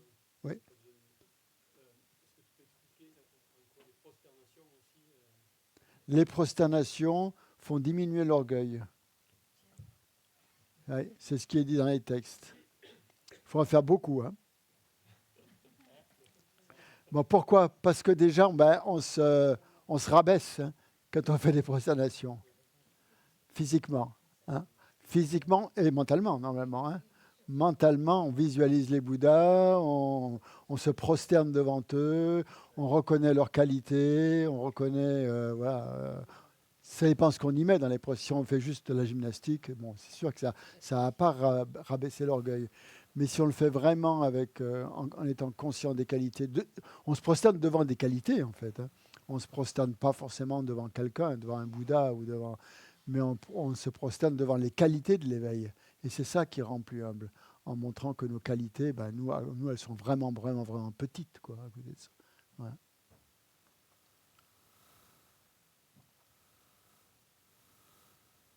Donc, une des manières de méditer pour rabaisser l'orgueil, c'est de voir que les qualités d'un Bouddha sont absolument incroyables et qu'on est vraiment loin, nous, de ça, quoi, en fait. Elles sont hors de portée pour nous, hors de portée de notre connaissance, hein, de nos capacités. Et donc ça va rabaisser l'orgueil, forcément. Pour remédier à l'ignorance, eh bien, c'est développer la sagesse qui réalise la vacuité, hein, ça c'est par rapport à la vacuité, mais aussi c'est par rapport à n'importe quel autre domaine, le karma, les 3 joyaux, c'est de se documenter, hein, c'est d'analyser, c'est de regarder, d'étudier. C'est l'étude, en fait, qui va l'étude, l'écoute des enseignements, hein, l'écoute des enseignements. Pratiquer le dharma, oui, étudier le dharma, effectivement. Et pour la meilleure, en fait, pour éliminer l'ignorance qui croit à l'existence intrinsèque des choses, c'est de méditer sur l'interdépendance, entre l'interdépendance des phénomènes. Et de voir combien l'interdépendance est liée à la vacuité. C'est-à-dire, si les phénomènes sont interdépendants, forcément, ils sont vides. Vides d'existence propre. Hein. Et s'ils sont vides d'existence propre, ils sont forcément interdépendants. Alors attention, hein, interdépendants veut dire ils sont pas interdépendants par leur existence propre. Hein. Il ne faut pas penser parce qu'une tasse, un ordinateur, ils sont interdépendants. Je vois qu'ils ont tous des caractéristiques propres. Comment est-ce qu'ils pourraient être interdépendants ? C'est pas possible. Hein ? Quelle est l'interdépendance entre un ordinateur, une tasse et une montre ? Si j'attribue des caractéristiques propres à ces 3 objets, je ne vais pas voir leur interdépendance. Je vais les voir chacun séparés dans une autonomie bien distincte. Donc c'est pas ça, l'interdépendance. C'est quoi l'interdépendance ? C'est prendre une chose. C'est prendre une chose, hein, pas 3. Une chose et voir les 3 niveaux d'interdépendance, du plus grossier au plus subtil. C'est-à-dire que cette chose-là, en fait, elle dépend de cause et de condition. Hein, de cause et de condition. Elle n'est pas venue toute seule, elle n'est pas produite toute seule. Il a fallu plein de causes et de conditions pour la rassembler. Énormément. Hein. Alors, énormément. On peut penser à tout. Hein, tout ce qu'il a fallu pour qu'une montre puisse arriver à être fabriquée. Le cuir du bracelet, les aiguilles, tout le truc, quoi. Énormément. Ça, c'est la première, la matière, oui, tout ça. Tout l'aspect matériel, etc. Et les personnes qui ont été impliquées dedans, enfin, c'est grandiose. Hein. Ça, c'est le premier niveau, le niveau le plus grossier. Le deuxième niveau, c'est que ça dépend, en fait. Cette montre, je vois un objet unique, mais en fait, elle dépend de multiples parties. Pas de cause et de condition, mais de parties. C'est-à-dire que le bracelet, ça là, n'est pas la montre. Le cadran n'est pas la montre. Les aiguilles ne sont pas la montre. Toutes les parties de la montre ne sont pas la montre. Hein, okay. Donc cette montre, cet objet que j'appelle la montre, dépend d'une multiplicité de parties. Donc elle n'est pas un objet unique, puisqu'elle dépend d'une multiplicité de parties. Et bon, le troisième niveau, c'est le niveau le plus... Comment ? Oui, mais c'est quoi la composition? C'est un concept composition de parties, si tu veux, oui. De parties accumulées, une accumulation de parties, sur lequel je mets quoi? La désignation montre. Et ça, c'est le niveau le plus subtil, c'est que la montre, en fait, est une simple désignation. Ouais. C'est le troisième niveau d'interdépendance. La montre dépend de la désignation, du nom, en fait, si vous voulez, que je mets sur cet objet. Et là, ça, c'est le niveau le plus subtil, parce que quand on pense à ça, la montre... en fait, la montre, elle est là, quoi. C'est bien une montre, quand même. On ne peut pas dire que c'est pas simplement une désignation. Il y a bien un objet qu'on appelle la montre. Ce n'est pas une simple désignation. Mais oui, en fait. L'objet n'est pas la montre. Tu vois ? L'objet, c'est la base de désignation de la montre. Mais nous, dans notre l'ignorance fait qu'on assimile, en fait, les deux. L'objet de désignation et la montre. Et la montre, c'est une désignation. C'est une étiquette, en fait. Une appellation, je ne sais pas comment on peut l'appeler. Hein. Mais pour nous, c'est complètement collé. Et ça, c'est donc l'interdépendance qu'il y a au niveau le plus subtil, c'est de voir que les phénomènes sont interdépendants, dépendent uniquement d'une désignation. Et Nagarjuna, le philosophe de la voie médiane, va très, très, très, très, très loin, à tel point qu'on l'a accusé de nihiliste, quoi. Vous voyez bien pourquoi? Parce qu'il nie carrément l'existence, pas des objets, mais l'existence propre des objets.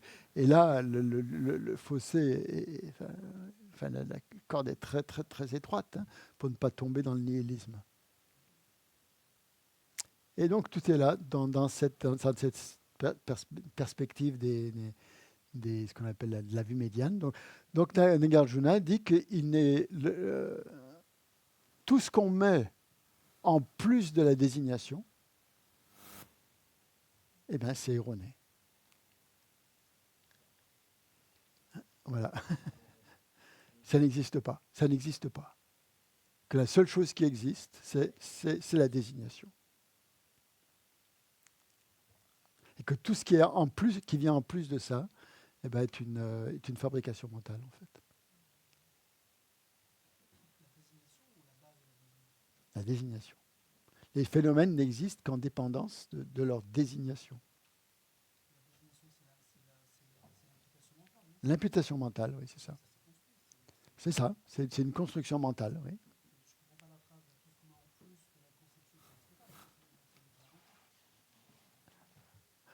C'est-à-dire, l'objet que tu conçois comme étant la montre, tu mets quelque chose en plus de la désignation. C'est là-dessus qu'il faut réfléchir, justement. Il y a un lien qui est entre la désignation et la base de désignation. Mais l'objet, c'est la base de désignation. Oui. Donc tout ce qu'on met en plus de la désignation n'existe pas. Moi, j'aurais dit tout ce qu'on met en plus de la base de désignation n'existe pas. La base de désignation, il y a bien quelque elle existe, chose oui. qui est là, quand même. Elle existe. Oui, oui. Donc c'est tout ce qu'on met en plus de ça qui n'existe pas. Voilà, c'est ça, tout ce qui est mis en plus de ça. Ah, donc de la base de désignation. La base de désignation existe. Elle existe. Voilà, tout ce qui est en plus de cette base de désignation. Ah, voilà, c'est ça, ouais. Oui, d'accord. Oui, d'accord. Voilà. Oui, c'est ça.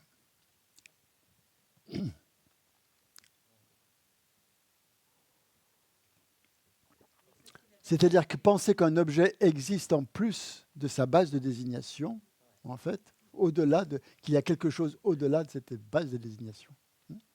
Bon, Bref. Alors, la Tsongkhapa dit, même si tu as cultivé le renoncement et l'esprit d'éveil, si tu n'as pas la sagesse qui connaît le mode d'existence ultime des phénomènes, on parle bien du mode d'existence ultime des phénomènes, pas conventionnel. Bien sûr, conventionnellement, la montre existe. C'est le niveau d'existence ultime. Si tu n'as pas la sagesse qui connaît le mode d'existence ultime des phénomènes, tu ne pourras pas trancher la racine de l'existence cyclique. Donc, efforce-toi de réaliser l'interdépendance. Voilà. Voilà. Ça amènera la vacuité, autrement dit.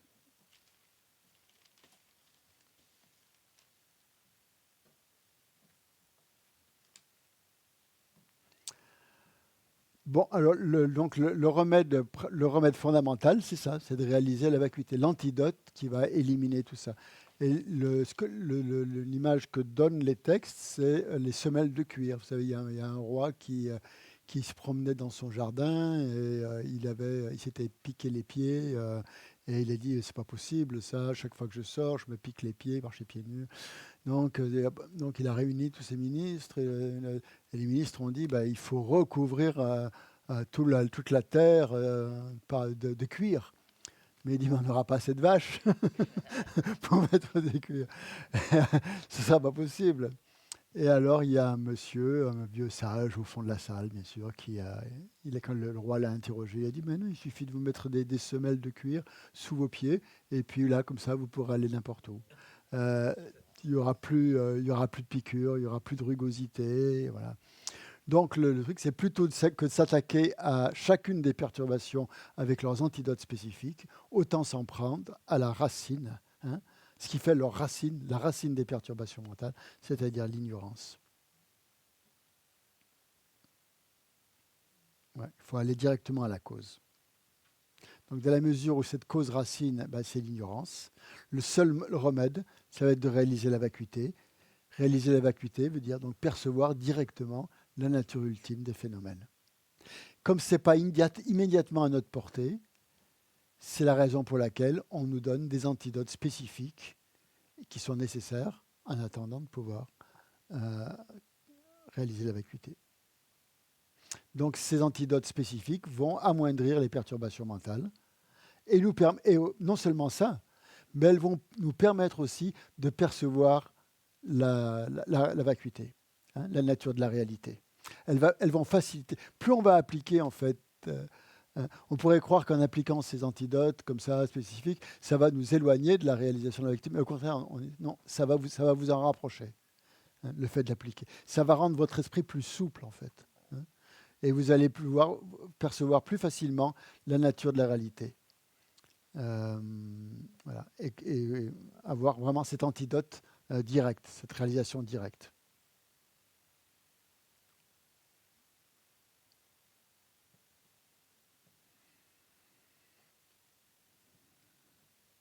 Et pourquoi c'est dit comme ça? Parce qu'en fait, si l'on ne fait pas ça, si on ne s'attaque pas aux perturbations mentales, eh bien, elles vont nous inciter à créer du karma négatif. Et si on crée du karma négatif, ce karma négatif va servir de voile qui va nous empêcher de réaliser la vacuité. Donc, plus on agit sur les perturbations mentales, plus on diminue notre karma négatif, plus on accumule du karma positif. Et en accumulant du karma positif, ça va éclairer en fait notre perception de la vacuité.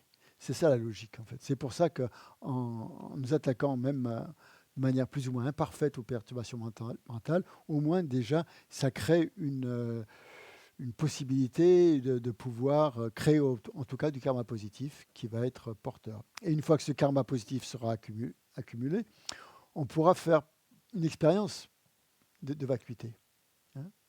Sinon, non. Il y aura toujours du karma négatif qui va s'accumuler, les perturbations mentales vont s'accroître et il n'y aura jamais possibilité de réaliser la vacuité et on va continuer à tourner dans le samsara. Donc, vous voyez, là, on est à un niveau où vraiment le point principal pour sortir du samsara, c'est de réaliser la vacuité. C'est ça l'apprentissage ou l'entraînement principal pour sortir du samsara. Et pour réaliser la vacuité, il faut une bonne concentration. Donc ça va être la deuxième chose à pratiquer, c'est-à-dire de la concentration. s'entraîner à se concentrer, peut-être pas forcément sur la vacuité, mais chiner, développer des exercices de concentration pour pouvoir rester vraiment poser son attention longuement sur un objet. D'abord un objet simple, hein, comme je sais pas, un Bouddha par exemple, ou le souffle, pour pouvoir ensuite poser cette attention sur un sujet plus difficile, comme la vacuité, qui demande quand même une pénétration beaucoup plus forte, puissante. Et pour pouvoir avoir cette concentration, eh bien, ce qui est recommandé, c'est l'éthique. Hein, avoir une certaine éthique de vie. C'est-à-dire prendre des vœux, je ne sais pas, observer certains vœux, comme en tout cas déjà les 10 actions non vertueuses. Hein, éviter les 10 actions non vertueuses. Ça, c'est une forme d'éthique. Hein. Abandonner les 10 actions non vertueuses, les 3 du corps, les 4 de la parole et les 3 de l'esprit, hein, pour essayer justement de développer, d'avoir moins de perturbations mentales. Ça va automatiquement agir là-dessus, avoir plus de karma positif. Et ça va permettre à la concentration de plus se développer et d'appliquer cette concentration au quotidien. Il y avait une question ? Oui, pardon. Du coup, tu parles de la concentration, c'est la vigilance, c'est ça dont tu parles ? La concentration, la vigilance fait partie de la concentration. La vigilance, c'est un outil de la concentration. D'accord. Il y a 2 choses dans la concentration. Il y a la mémoire et la vigilance. Techniquement, hein, quand on pratique chiner, par exemple la concentration à un point, la première chose, c'est la mémoire à développer. Mémoire, ça veut dire, tu prends un objet de méditation, je sais pas, le souffle, la mémoire il faut que tu te rappelles cet objet. Si tu suis les pensées, tu vas l'oublier. Hein. Donc la fonction de la mémoire va être de te ramener sur l'objet. Toujours. Ça, c'est la première force à développer. La deuxième, ce sera la vigilance. Mais la vigilance, c'est dans la vie quotidienne aussi, c'est dans les actes du quotidien. Oui, l'attention, oui. Mais ça va développer, bien sûr, dans plus d'attention et plus de vigilance dans le quotidien. Mais techniquement, ce qu'on appelle la vigilance dans une pratique de concentration, c'est le fait d'observer si tu es bien concentré sur ton objet. D'accord. J'ai une autre question. Je ne comprends pas bien la différence entre la vacuité et le nirvana. Est-ce que c'est pour moi, c'est la même chose. Je pense que quand on atteint la vacuité... Le nirvana, c'est un état de libération qu'amène la réalisation de la vacuité. Voilà, c'est ça. C'est un état. Ça se rejoint, la réalisation de la vacuité t'amène au nirvana. C'est pas la même chose. Le nirvana, c'est l'état de paix dans lequel tu vas être une fois que tu auras réalisé la vacuité et que tes perturbations mentales auront été éliminées et que tu ne créeras pas d'action négative. Donc la réalisation de la vacuité, c'est l'outil en fait qui va t'amener au nirvana. C'est ça qui va t'amener. Bon. C'est pas. Quand tu as réalisé la vacuité, tu atteins le nirvana. C'est un état. Ouais. Hein, c'est un état, mais c'est pas. Et la vacuité, c'est ce qui t'amène à cet état. D'accord. Oui. La vacuité, c'est pas on peut dire que c'est un état de réalisation, dans lequel on perçoit la nature des choses. On est dans le nirvana. Quand on a réalisé la vacuité. On est dans la paix du nirvana quand on a réalisé la vacuité. D'autres choses sur Zoom? Juste une petite chose, puisqu'on en est là. Donc, les facteurs les perturbations mentales nous amènent à accumuler du karma. Donc, le karma, il y a plusieurs divisions du karma. Hein. Il y a plusieurs divisions, plusieurs manières de considérer. On l'a vu ça dans un cours précédent là-dessus, mais on doit en parler aussi dans la vérité de l'origine, puisque le karma est une des origines de la souffrance. On a vu les perturbations mentales, c'est la première origine, et la deuxième, c'est le karma. Et alors,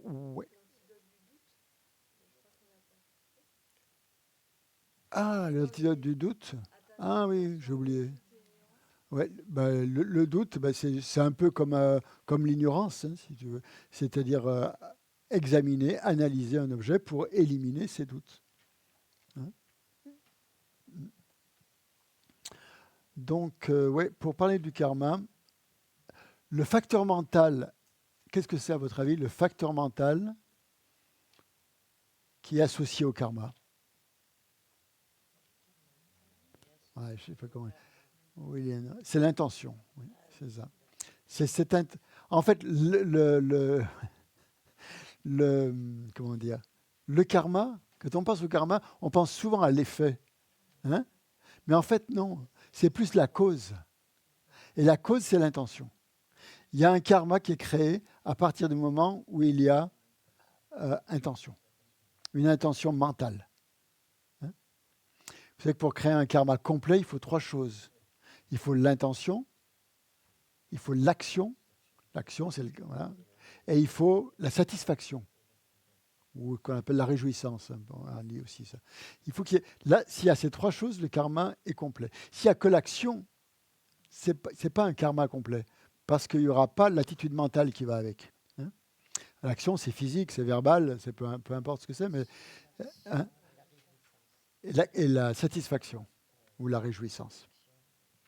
Intention, c'est ces 3 choses. Hein? Intention, action et satisfaction. Ressentir une satisfaction. Et quand on dit karma, ce n'est pas forcément négatif. Ce n'est pas toujours karma négatif. Hein? Ça peut être positif. Hein? Pour qu'un acte positif soit complet, il faut qu'il y ait ces 3 choses. Si vous faites machinalement vos bols sur l'autel, comme ça, vite fait, parce que c'est devenu une habitude, il n'y a pas forcément d'intention. Si, il y a quand même une intention, parce que vous allez quand même le faire, mais il n'y a pas forcément de satisfaction non plus. Il y a juste le fait de le faire. Bon, peut-être vous allez me dire, mais l'intention, elle est quand même là, parce qu'on a développé l'habitude de le faire. Oui, d'accord, il y a quand même une volonté de le faire. Hein. Donc je pense quand même, mais elle n'est pas aussi forte que si vous y mettiez vraiment plus de cœur, quoi, disons. Mais bon, il y aura quand même, je pense, un karma positif qui sera créé parce que il y a l'intention. Donc ce facteur mental d'intention est capital. Hein, vraiment, vraiment capital. C'est pour ça que quand une méditation aussi, comme je vous disais, il faut poser cette intention. Quand vous décidez de faire un acte positif, en général, il y a une intention. Et c'est ça qui va le rendre positif, si cette intention est positive. Hein, et s'il y a la satisfaction, après, de l'avoir faite. Okay. Donc, en fait, il y a une... On va dire... on peut, dans le karma, si on regarde bien dans le karma, en fait, il y a l'action intentionnelle et il y a l'action... Non. C'est pas ça que je veux dire. Il y a l'action... il manque un mot en français. L'action intentionnelle, c'est ce qu'on veut faire. Et c'est ce qui a été fait grâce à cette intention, grâce à cette volonté, grâce à cette action intentionnelle. Donc, c'est l'action, l'acte, mais il y a l'action intentionnelle et il y a l'action voulue. Là, oui, ou la réalisation. La réalisation, c'est-à-dire le passage à l'acte, autrement dit. Hein. L'action intentionnelle, elle est dans l'esprit. C'est dans l'esprit.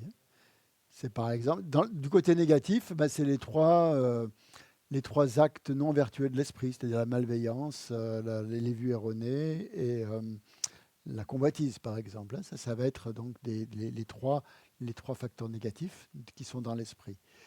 Et la malveillance, donc, c'est une intention de vouloir nuire à autrui. Après, ça peut être mis en parole ou mis en acte. Hein. Et donc ça, c'est l'autre aspect du karma, qui est le karma qui a été mis en action. Donc, si on voudrait vraiment dire la définition du karma, c'est le facteur mental de l'intention. Hein. Donc, c'est sa fonction, ce facteur mental de l'intention, c'est ça qui nous fait agir. Parfois, on dit volition aussi à la place d'intention. J'ai déjà vu ça. Et donc là, ça irait bien parce qu'on pourrait parler de karma volitionnel et de karma voulu.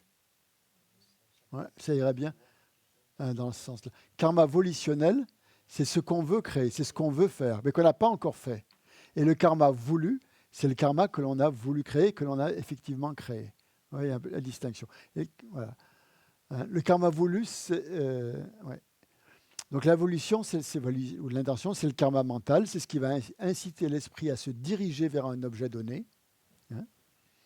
et le karma voulu, hein, c'est voilà, c'est simple. Quand on prend les 10 actions non vertueuses, les 3 actions non vertueuses ou vertueuses de l'esprit, c'est le karma intentionnel. Et les 7 autres, du corps et de la parole, c'est ce qu'on appelle le karma voulu ou le karma auquel on a pensé, hein, et qui a été mis en action. Donc c'est toute action physique ou verbale qui a été initiée par un karma mental. Tu vois ? Par la volition. Donc le karma mental, on pourrait parler d'un karma mental et d'un karma physique à la limite aussi, si vous voulez. Hein. Donc le karma mental initie tous les karmas, en fait, physiques ou verbaux. Donc il y a cette distinction donc, entre un karma volitionnel et un karma voulu. Ou voilà, un karma mental et un karma physique. On distingue aussi une division du karma en 3, les karmas non méritoires, les karmas méritoires et les karmas immuables. Karma non méritoire, en fait, c'est tout ce qui va, c'est toutes nos expériences de souffrance et de naissance dans les mondes inférieurs. Tout ce qui entraîne des naissances dans les mondes inférieurs et toutes les expériences qui vont avec. Ça, c'est les karmas non méritoires. Et karma méritoire, c'est le contraire. C'est toutes les expériences de bonheur contaminées, hein, qu'on va avoir dans le monde du désir. C'est-à-dire dans les mondes supérieurs du désir. Et les karmas immuables, c'est ceux que l'on a par la concentration et qui vont nous faire renaître dans les mondes de la forme et du sans-forme. Donc ce sont des expériences de bonheur contaminées aussi, puisqu'on est encore dans le samsara, mais qui nous font renaître, non plus dans le domaine du désir, mais dans les domaines de la forme et du sans-forme, où on a encore plus de concentration. Donc ces karmas immuables, on les accumule quand on pratique Shiné, par exemple. Si on n'a pas la motivation de bodhicitta, quand on pratique Shiné, eh bien, on va développer ce genre de karma, ce qu'on appelle le karma immuable, dans lequel on restera pendant des vies et des vies complètement en absorption méditative, super bien, heureux, comme tout. Mais ça sera un karma, on dit immuable, parce que ça ne bouge pas, quoi, et on reste dans cet état. Mais on n'est pas libéré du samsara. C'est le monde de la forme et du sans-forme, c'est encore des mondes du samsara, mais dans lesquels il y a pratiquement une forme de souffrance qui est vraiment, vraiment infime. La seule souffrance qu'il y a, c'est qu'à un moment donné, on se dit « Oh, cette concentration, elle n'est pas suffisamment forte. J'aimerais bien atteindre la concentration qui est dans le domaine supérieur. » Et là, on va se faire des efforts pour développer cette concentration-là. Donc ça, c'est ce qu'on appelle le karma immuable. Ben, ce sont en fait, c'est un peu comme des dieux, oui, c'est un peu comme des dieux du domaine. Oui, mais il suffit qu'à un moment de leur vie, c'est ça, il y a un karma négatif qui n'a pas été purifié, qui surgisse et voilà. Voilà. Donc karma, donc méritoire, non méritoire, karma immuable. Bon, on a parlé karma contaminé, non contaminé, hein, ça va aussi. Hein. Donc je répète, le karma contaminé, c'est un karma non vertueux qui est contaminé par les perturbations, karma non vertueux ou vertueux, hein, qui est contaminé, non, karma non vertueux qui est contaminé par les perturbations mentales, et un karma vertueux qui est contaminé par l'ignorance. Ça va ? Oui, je répète. Karma donc, contaminé, non vertueux, c'est-à-dire contaminé par les perturbations, et karma contaminé vertueux, contaminé par l'ignorance, par la saisie du moi. Hein. Et le karma non contaminé, eh bien, il n'y a plus de saisie du moi. Ouais, écoutez. Il n'y a plus, c'est un karma que l'on crée, c'est des actes que l'on crée sans la saisie du moi.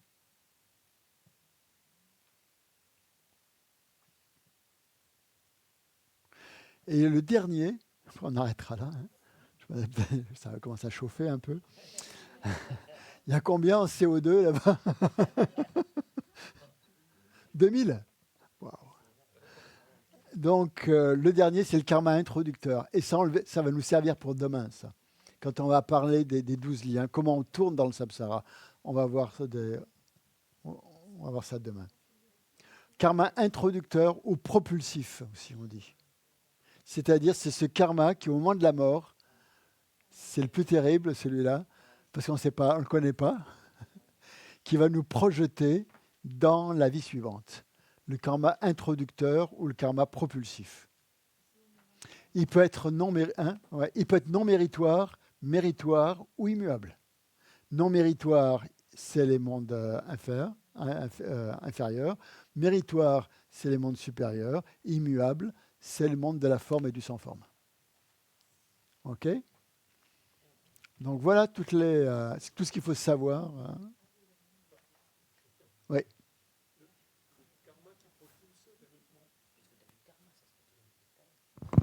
Le karma qui propulse vers une terre pure, c'est quoi comme un karma? La réalisation de la vacuité. D'accord. Donc, les intentions ne suffisent pas. Il faut avoir réalisé. D'accord. Ou alors que quelqu'un t'aide vraiment à ce moment-là, t'aide à réaliser la vacuité et D'accord. Ok, merci. Le karma propulsif, c'est au moment de la mort ou au moment... Marie-Jo. Ah, pardon. Ou au moment de quand on sort du bardo. Au moment de la mort. C'est la dernière... quand on est dans le bardo, c'est la on dernière a ce conscience karma. grossière de cette vie. Après, ta conscience, elle va devenir de plus en plus subtile. Hein. C'est sur ce dernier instant de conscience grossière. Après, c'est trop tard. Tu ne peux plus rien faire. Il n'y a plus d'intention, il n'y a plus rien qui te propulse après. C'est le dernier instant du dernier instant de la conscience grossière. C'est au moment de la mort, les consciences deviennent de plus en plus subtiles. Hein. Jusqu'à la conscience la plus subtile. On verra ça demain aussi, quand on parlera du moment de la mort. Hein. Et donc, le karma introducteur, c'est ça. Hein. C'est-à-dire qui va... Cette conscience, on dit grossière, mais elle n'est plus tellement grossière. Hein. C'est la dernière conscience conceptuelle, on pourrait dire, hein, qui va te projeter dans la vie suivante. Parce qu'après, il n'y a plus rien à faire même. Quelqu'un peut encore vous aider à ce moment-là. S'il y a quelqu'un de bienveillant à votre chevet, il va vous aider à développer un karma introducteur positif. Il va vous dire, je ne sais pas, pense à ton lama, pense à la vie suivante, à la bodhicitta par exemple, hein, à l'amour pour les êtres. Et là, automatiquement, tu vas générer une pensée. Et si tu as développé un peu de concentration, ton esprit va peut-être rester concentré sur cette pensée le plus longtemps possible, jusqu'à ce que cette dernière conscience, en fait, parte et te propulse dans la vie suivante. Après, il y aura le bardo, bien sûr. Mais avant le bardo, bon, soit on fait ça maintenant, soit on fait ça demain. Mais bon, ça va être... avant le bardo, il y a la claire lumière. Hein, c'est-à-dire qu'on va accéder petit à petit à la claire lumière. Si on a réalisé réaliser la vacuité, on va pouvoir rester dans la claire lumière assez longtemps. Et là, bien sûr, aller dans une terre pure, ce qu'on veut. Sinon, ça va partir très vite. La claire lumière, on ne va pas la voir. Et donc là, on va renaître dans le bardo. De quoi? De renaître dans le bardo? Oui, parce que ce n'est pas tout le monde qui renaît dans le bardo. Effectivement. Il y a 2 cas où on ne renaît pas dans le bardo. C'est si on va directement dans les enfers, et l'autre dans un monde des dieux, je crois, dans une terre pure. Je ne sais plus. Un deuxième. Dans une terre pure ou dans un monde céleste. Je ne sais plus. Mais en tout cas, oui, si on a une renaissance spontanée, voilà, c'est ça. Si on a une renaissance spontanée dans une terre pure, à ce moment-là, il n'y a pas de bardo. Voilà, il y a 2 cas où il n'y en a pas. Un cas extrêmement élevé, un cas extrêmement inférieur. Hein, si vous avez commis ce qu'on dit les actes les crimes irrémédiables à rétribution immédiate. Voilà. Les crimes à rétribution immédiate, c'est-à-dire avoir tué, pas tuer un Bouddha, on ne peut pas tuer un Bouddha.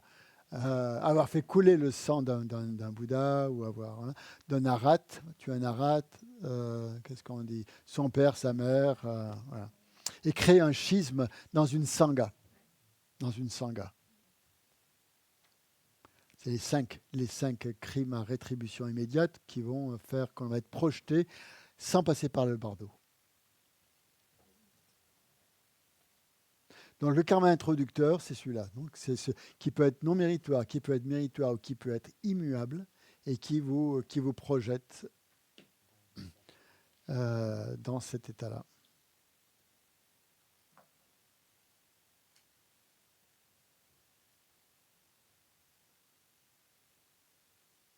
On va une citation de Sa Sainteté le Dalai Lama.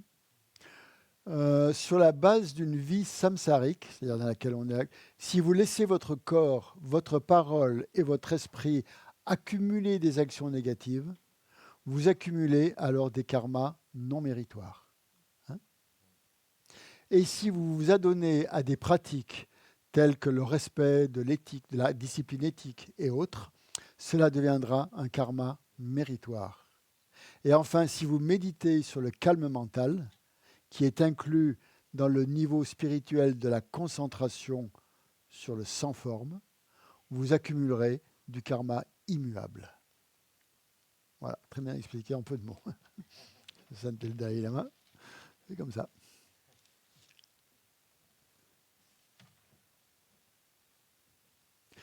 Quels sont les facteurs qui peuvent causer la mort? On va juste voir ça.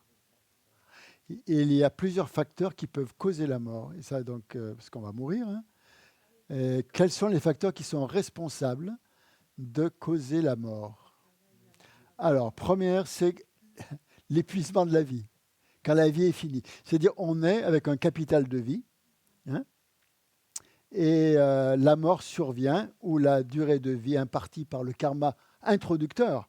C'est ce fameux karma introducteur qui va dicter en fait la durée de vie qu'on va avoir dans la vie prochaine. Hein. Donc la mort survient au moment où la durée de vie impartie par le karma introducteur dans cette naissance actuelle, en fait, est arrivée à son terme. Hein. Et là, dans ce cas de figure, les pratiques qu'on fait de prolonger la vie, les pratiques de longue vie qu'on fait dans le bouddhisme tibétain, par exemple, ne vont rien changer parce que c'est terminé. Hein. Le potentiel karmique qui vous a projeté vers cette existence-ci est épuisé. Vous avez épuisé le potentiel karmique, donc vous devez mourir. Okay, ça, c'est le premier cas de figure. Ça, c'est la mort donc par épuisement de la vie. Le deuxième, c'est la mort par épuisement des mérites. Alors, ça, c'est un peu plus subtil. Il y a un karma introducteur qui vous a introduit dans cette existence, hein, pour avoir une certaine longévité, par exemple, mais que dans cette existence, vous n'avez pas suffisamment accumulé beaucoup de mérites pour vous maintenir dans cette vie aussi longtemps que votre karma introducteur vous aurait permis de le faire. Hein. Ouais. Donc vous allez être confronté, comme vous n'avez pas suffisamment de bon karma, vous allez être confronté à des difficultés. Des difficultés, je ne sais pas, liées à la sécheresse environnementale, hein, à la famine, à des guerres, à toutes sortes de choses qui vont faire, à cause de votre karma négatif, donc ces choses-là vont arriver. Même si vous aviez une durée de vie qui était impartie par votre karma introducteur, comme vous n'avez pas suffisamment de mérite, vous vivez dans un environnement où il y a des troubles, où il y a des problèmes. Hein. Donc le karma introducteur vous aurait permis d'aller plus loin, mais les circonstances autour de vous, faute de mérite, ne vous le permettent pas. Et à ce moment-là, donc, par contre, si à ce moment-là vous faites des pratiques de purification, Vajrasattva, des pratiques d'accroissement de mérite, accumulation de mérite, des pujas pour accroître la durée de vie, il est possible justement que ça élimine du karma négatif et que ça vous permette de prolonger votre vie à ce moment-là. Et là, elles peuvent être efficaces. Oui, ah oui. Toujours dans la limite du karma introducteur. Hein. Mais ça va éliminer les conditions extérieures peut-être qui auraient fait que vous seriez mort. Vous ne récupérez pas de la vie en plus de votre longévité impartie. Hein. Voilà. Vous avez cette longévité. Et là, le troisième, la mort qui survient de manière prématurée. Une mort qui survient de manière prématurée, c'est ici donc une mort qui survient du fait qu'on n'a pas été en mesure d'éviter certains dangers, parce qu'on a été négligent, hein, peut-être voilà, je ne sais pas, il peut y avoir différents types. On dit de différentes circonstances, comme l'intempérance. Vous avez trop abusé de certaines choses, drogue ou autre, plaisir, et ça a diminué en fait votre durée de vie. Hein. Donc, ou l'immodération, on dit. Hein. Le fait de jouir trop largement de la vie peut accélérer finalement votre mort, de par votre comportement. Que ce soit un comportement alimentaire, que ce soit des stupéfiants, de l'alcool, des sports. Ça me rappelle, c'est idiot. Hein. On avait, je ne sais pas si c'est vrai, mais je crois que c'était Churchill, vous savez Churchill, l'Américain, on lui avait dit quel était le secret de sa longévité. Il avait dit no sport.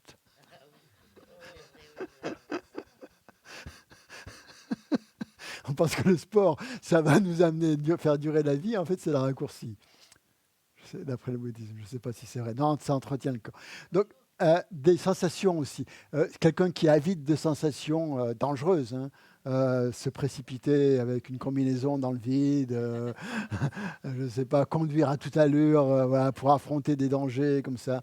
L'abus de choses, en fait, qui peuvent faire advenir la mort plus rapidement, de manière prématurée. D'où notre responsabilité de prendre soin de notre santé physique et mentale, hein, dans notre intérêt et dans celui des autres. Donc si on ne prend pas soin de notre santé, si on fait des choses vraiment qui ne vont pas dans ce sens-là, bien sûr, on ne sera pas capable en fait, d'agir dans notre propre intérêt jusqu'au bout. Le but de la vie d'un bouddhiste, c'est de vivre le plus longtemps pour accumuler le plus de mérites possible. Si c'est une longue vie pour faire que des bêtises, ce n'est pas la peine.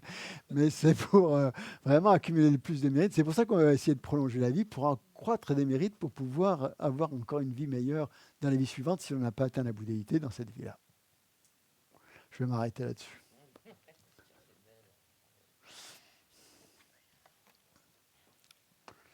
Donc on va faire les dédicaces, on va les faire courtes puisque ce soir on les fera plus longues pendant la pratique de Vajrasattva. Donc la troisième, oui Marie-Jo, micro. Ouais. Disponible. Pour accumuler du mérite. Il y a des places disponibles pour accumuler des mérites. Dans la liste des karma yoga, vous pouvez accumuler notamment les bols de la Gompa. Ah, oui, ça c'est important. Hein. Faire les bols de la Gompa. Je crois que c'était toi qui les faisais, Marie-Jo. D'habitude, c'est toi. C'est vrai, mais là j'ai changé de crèmerie. Je fais... Tara. Oui. Sa sainteté le Dalai Lama et... D'accord. Donc, est-ce que quelqu'un pourrait... Ce soir? D'accord. On peut le faire à plusieurs. Hein. Oui, faites à deux, c'est bien. Super. Très bien. Donc, la troisième phase, donc, on a mis une intention tout à l'heure pour faire cette pratique. Ensuite, on l'a faite. On a eu l'action et maintenant, donc, c'est la dédicace. Satisfaction personnelle, altruiste aussi, d'avoir passé du bon temps ensemble et essayer de développer notre esprit pour être plus conscient des perturbations mentales et surtout de vouloir les éliminer pour atteindre la libération dans notre but et dans celui de tous les êtres. Donc on ressent en fait cette réjouissance, cette satisfaction. C'est important d'avoir aussi le ressenti de cette... Si c'est juste des mots, pas grand intérêt.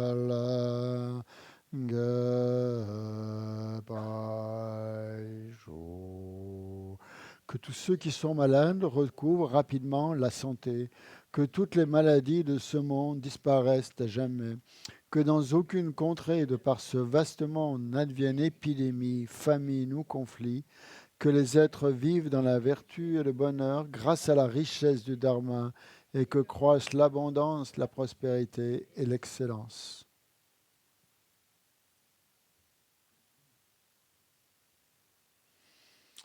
Voilà, donc on se retrouve ce soir à 20h pour faire la pratique de Vajrasattva, purifier donc des actions négatives pour avoir un bon karma introducteur.